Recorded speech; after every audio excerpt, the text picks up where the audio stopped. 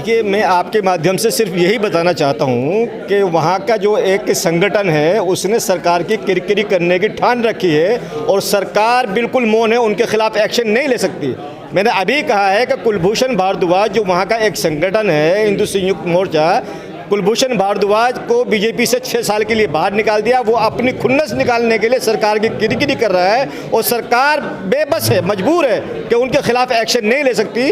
उससे जाहिर ये होता है कि सरकार जो हरियाणा में चल रही है वो खट्टर की नहीं चल रही है, वो इन गुंडों की, इन फसादवादियों की जो ओछी राजनीति करते हैं उनकी सरकार चल रही है। इसी वजह से वो किसी के ऊपर कोई कार्रवाई नहीं करती, हमें ऐसा लगता है। पिछली बार की जो नमाज की जो वीडियो है, क्या वो उस जगह की है जिन जगह जो है चिन्हित में से कोई एक जगह है? बिल्कुल, मैं हमेशा कहता आया हूँ सेक्टर 37 थाने के सामने जो नमाज होती थी, जो पहले 37 जगह थी उनमें भी चिन्हित थी और अभी जो दोबारा से लिस्ट बनाई है जो सरकार ने कहा कि 20 जगहों पर नमाज होगी उसमें भी चिन्हित है।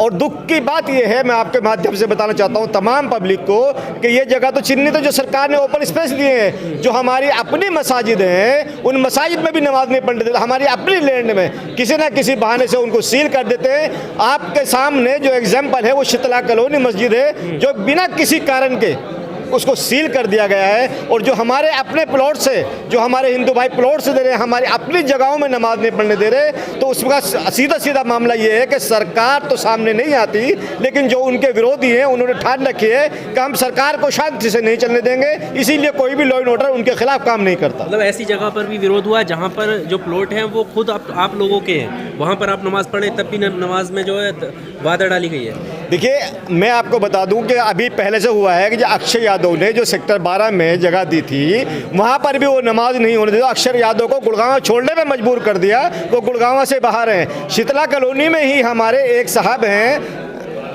लखी राम जी, उन्होंने अपना 100 गज का प्लॉट दिया है, वहाँ वो हवन करने के बैठ गए, वहाँ भी नमाज नहीं होने दे रहे। जो हमारे अपने प्लॉट है उनमें नमाज नहीं होने दे रहे, अड़ोसी पड़ोसी खड़े हो जाते हैं। तो सीधा सीधा मामला ये है, कुलभूषण भारद्वाज अपने 10-5 बंदे वहाँ भेज देता है और सरकार और पुलिस प्रशासन मुक्त दर्शक बने देखती रहती है, उनके खिलाफ कार्रवाई नहीं करती। क्या लॉ एंड ऑर्डर की जिम्मेदारी एक गुंडी पार्टी है, जो बाहर के लोग हैं, उनकी जिम्मेदारी है, सरकार की जिम्मेदारी है। सरकार अपने लॉ एंड ऑर्डर को क्यों नहीं मेंटेन करती? क्यों हमें नमाज जो जगह चिन्हित हो गई है उन पर नमाज क्यों नहीं पढ़वाती है? ये सरकार का और प्रशासन का फेलियर है। सर, सिख समुदाय की तरफ से जो कहा गया था कि आप हमारे गुरुद्वारे में आकर अपनी नमाज अदा कर सकते हैं, तो क्या आप वहाँ पर अब जा रहे हैं? उस जगह का क्या रहा, मतलब नमाज पढ़ी?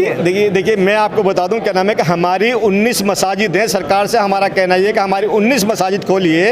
अगर हमें परेशानी हुई तो हमारे हिंदू भाई, हमारे सिख भाई हमारे सामने आए, तो उन्होंने बड़ा दिल दिखाया, दरिया दिली दिखाई है, उनकी बहुत मेहरबानी है। और जब तक हमारे पास ओपन स्पेस है तो हम वहीं नमाज पढ़ते रहेंगे, ज़रूरत पड़ी तो वहाँ भी जाएंगे। अभी वहाँ कहीं हम गए नहीं। पढ़ी है आपने एक आध बार? नहीं, अभी हम वहाँ गए नहीं है, अभी ज़रूरत नहीं पड़ी है। जब तक हम ओपन में और हमारी मस्जिदों में नमाज पढ़ रहे हैं, वहाँ से काम चल रहा है। सर, सुरक्षा को लेकर जैसे शुक्रवार का जब दिन आता है तो पता होता है कि अब 12 बजे से जो है आप लोग वहाँ पर नमाज पढ़ने वाले हैं, और ऐसे में खुद मुख्यमंत्री और प्रशासन ने जो है सुरक्षा की बात कही है कि जब की सुरक्षा दी जाएगी, तो सुरक्षा को लेकर क्या वहाँ पर प्रशासन के लोग आते हैं, कैसे वो लोग हावी हो जाते हैं, क्या उनकी तरफ से प्रतिक्रियाएं रहती हैं? देखिए, आपने पिछली बार देखा होगा क्या नाम है कि सुरक्षा के लिए पुलिस प्रशासन सिक्योरिटी तो होती है, लेकिन वो मौन होती है। क्या नाम है, वो सिर्फ खामोश होकर तमाशा देखने वाली होती है। लेकिन उसमें कुछ लोग लॉ एंड ऑर्डर को संभालने वाले भी हैं। जैसे 3-4 पुलिस वालों ने आके मुझे बचाया था, नहीं तो वो उस वक्त कोई भी हमला कर सकते थे। ज़्यादातर मामला यही सामने आया है कि पुलिस जो है ना वहाँ पर मौन होती है और मुक्त दर्शक बन के तमाशा देखने की कोशिश करती है। नमाज बहाना है, निशाना कहीं और है। बिल्कुल सही कह रहे हैं। दरअसल क्या है, क्या नाम है कि जब भी ऐसा कुछ होता है, हमारे उत्तर प्रदेश में इलेक्शन आने वाला है, सिर्फ उसको निशाना बनाते, उसको देखते हुए हम मुसलमानों को निशाना बनाया जा रहा है। सर, ऐसी स्थिति में क्या नमाजी कम हुए हैं? क्योंकि डर तो हर किसी को रहता है इस तरह के फसाद में कोई ना पड़े, इस वजह से क्या नमाजी आना छोड़ रहे हैं? मुसलमानों में बहुत ज़्यादा खौफ है, बहुत ज़्यादा डर है। इसी वजह से क्या नाम है कि जहाँ 10,000, 5,000, 3,000 लोग नमाज़ पढ़ते थे, अब 400-500 लोग नमाज़ पढ़ते हैं, क्योंकि गुड़गांव के अंदर जो पॉपुलेशन है वो बाहर के लोगों की है, जो हिंदुस्तान के कोने कोने से आए हैं। वो बेचारे अपनी नौकरी पेशा करने के लिए, अपने बच्चों को पालने के लिए आए। वो नहीं चाहते कि हम किसी भी तनाज़े में, किसी भी परेशानी में फंसे। और लोग वहाँ से जो है ना पलायन करने की तैयारी कर रहे हैं। कई लोगों ने अपने घरों के ऊपर बोर्ड लगा रखा है कि हम यहाँ से, अगर हमें अपने रिलीजियस पे, अपने ईमान पर चलने की आज़ादी नहीं होगी तो हम ऐसी जगह रह के क्या करेंगे। सर पिछले बार जो है वहाँ पर जो पूजा अर्चना की गई, गोवर्धन पूजा की गई, उसमें कपिल मिश्रा भी गए थे और उनका ये कहना था कि आखिर हम जो लोग हैं वो हम कितना दबें। पहले इन्होंने बहुत कम लोगों ने शुरुआत की थी, फिर और ज़्यादा पार्क घेरे गए, फिर जगह जगह और ज़्यादा लोग आने लगे, तो ऐसे तो ये कब्जा करने लगेंगे जिसको उन्होंने लैंड जिहाद का नाम दिया। तो क्या ये बात सही है? देखिए बिल्कुल गलत है। पहले हम जो है ना 100 जगहों पर 125 जगहों पर नमाज़ पढ़ते थे, बाद में हमें 37 जगहों पर कर दिया गया और हम तो ये कहता हम एक जगह पर भी नमाज नहीं पढ़ेंगे। हमारी मसाजिद खोल दीजिए, हमें ज़रूरत नहीं। हमारे 19 मस्जिद गुड़गांव के अंदर आप हमारी मस्जिद खोल देंगे और जो न्यू गुड़गांव है उसके अंदर जगह अलाट करवाइए। अगर आप जगह अलाट नहीं करवा सकते तो हम जगह खरीदेंगे, आप हमें परमिशन दीजिए।